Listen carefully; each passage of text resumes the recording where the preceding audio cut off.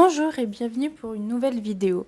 Alors aujourd'hui, je vais aborder une question que se posent souvent les débutants en cartomancie. Comment choisir son premier oracle ou son premier tarot? Alors, il faut savoir que oracle et tarot, ce n'est pas exactement la même chose. Je l'expliquerai peut-être dans une autre vidéo. Mais grosso modo, les oracles ont un nombre de cartes qui est assez libre. Vous pouvez en avoir 12, comme vous pouvez en avoir 37, 42, 20, enfin vraiment, c'est pas... c'est totalement libre, contrairement au tarot qui a toujours le même nombre de cartes et qui est quand même assez élevé. Donc, aujourd'hui, ce dont je voulais vous parler, du coup, c'était comment choisir son premier oracle ou son premier tarot.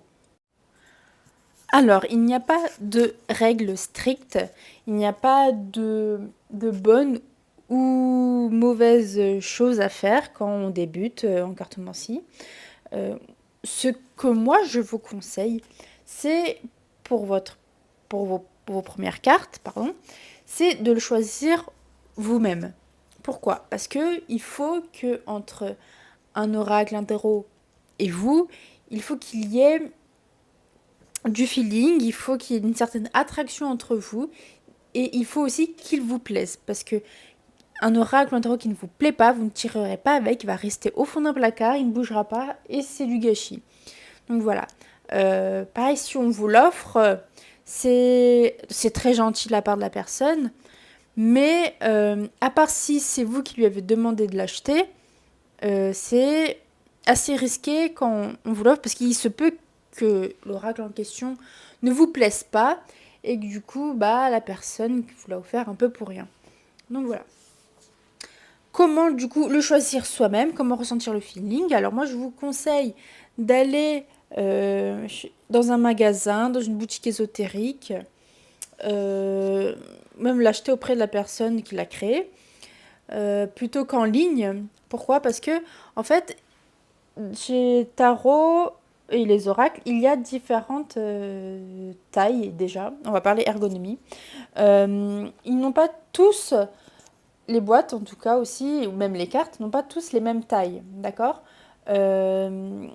Ça déjà, c'est un point sur lequel il faut réfléchir. Est-ce que vous voulez un oracle de petite taille, taille moyenne, grande taille? Il y a des cartes qui sont toutes petites, d'autres qui sont immenses. Quel thème vous plaît aussi? Parce que vous pouvez retrouver d'innombrables thèmes. Enfin, vraiment, c'est pas ça qui manque.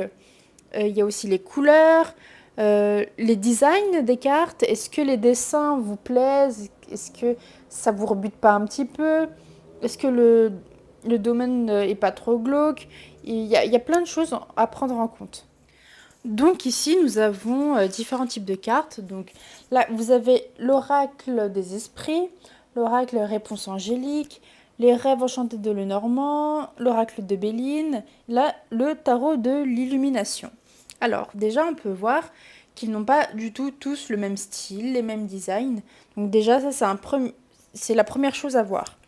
Ensuite, comme je l'avais dit, les tailles. Donc là, vous pouvez voir par exemple que les rêves enchantés de Lenormand, ce sont des tout petites cartes comparées à ce que vous pouvez retrouver chez les autres. Déjà. Ensuite, la prise en main. Est-ce que vous avez, par rapport à vos mains, est-ce que c'est pas trop grand, trop petit? Bon, encore si c'est trop petit, je pense pas que ce soit très difficile à mélanger. Mais voilà, la prise en main est très importante. Il faut que ce soit agréable pour vous. Par exemple, quand je prends ces cartes, il faut que je puisse toutes les atteindre et les mélanger, d'accord? Plus c'est grand, plus ça va être compliqué. Alors, est-ce que vous avez des petites mains? Vous voyez déjà, c'est un peu plus tendu. Est-ce que vous avez des petites mains? Il y en a qui préfèrent aussi mélanger comme ça. Moi, je préfère les mélanger comme ça, du coup. Mais est-ce que vous avez des petites mains ou pas? Ça aussi, parce que du coup, si les cartes sont trop grandes ou si il y a un énorme paquet, Par exemple, là, il y a toutes les cartes de l'oracle de Béline. Et moi, je sais par exemple pour les tarots, ou comme pour cet oracle, parfois, quand il y en a beaucoup des cartes, à trop mélanger, ça vole, mais c'est pas forcément un signe. C'est surtout parce que vous avez du mal à toutes les garder en main, et du coup, il y a tout qui vole. Donc, que vous posez une question ou pas, les cartes voleront parce que voilà, elles sont pas adaptées. Après, si le tarot ou l'oracle vous plaît, n'hésitez pas à l'acheter, d'accord, il n'y a pas de souci. Donc voilà, déjà la première chose, c'est la taille. Parce que aussi, il faut savoir, c'est que dans les boîtes, parce que les boîtes du coup parfois sont assez balèzes, il n'y a pas tout le temps des petits sachets pour ranger les cartes, d'accord. Il n'y a pas de petites pochettes. Parfois, il y a juste des boîtes avec des encoches, vous les rangez dedans et c'est tout, et vous transportez la boîte. C'est pas forcément pratique. Donc voilà, il y a ça aussi à prendre en compte. Bon, après, voilà, c'est pas non plus quelque chose de dramatique. Ensuite, on va revenir aux illustrations. Donc, vous avez du coup le devant des cartes, d'accord. Et vous avez aussi le dos. Donc, parfois, il se peut que le nom de certains oracles vous intrigue, mais une fois que la boîte est ouverte, vous vous rendez compte que les illustrations ne vous plaisent pas forcément. Donc ça, par exemple, l'oracle de Béline, il y a plusieurs illustrations, enfin, il y a plusieurs éditions avec différents dessins. Donc ça, c'est celui qui m'a le plus plu parce que les dessins originaux, moi, ils me rebutaient un petit peu, d'accord. Donc là, cette nouvelle édition m'avait beaucoup plu. Donc voilà. Ici, comme vous pouvez le voir, c'est très coloré. Donc c'est celui des réponses angéliques. Donc voilà, c'est un peu... c'est très biblique, on va dire. C'est par rapport aux anges. Donc c'est très doré. C'est la Misfit, vous pouvez en retrouver. Donc voilà, le dos, vous voyez, c'est très coloré, c'est très jaune, très rose. Donc voilà, il faut aussi que les couleurs ne vous rebutent pas. Par exemple ici, qui se veut un peu plus simpliste, mais je sais que tout le monde ne peut ne pas être à l'aise avec parfois le nom des cartes, ce que cela représente, les dessins. Moi, je l'ai trouvé très charmant, très simpliste, mais du coup très parlant en même temps, parce que avec le nom et les dessins, on n'a pas forcément besoin du livret, d'accord. C'est voilà. Donc, je vous montre aussi le dos.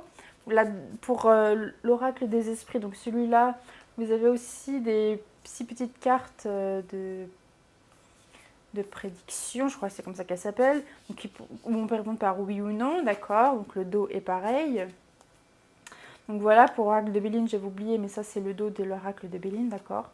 En fait, moi vraiment pour l'oracle de Béline, ce qui est très parlant du coup, ce sont les illustrations, mais aussi le design, enfin voilà, c'est un peu tout ça.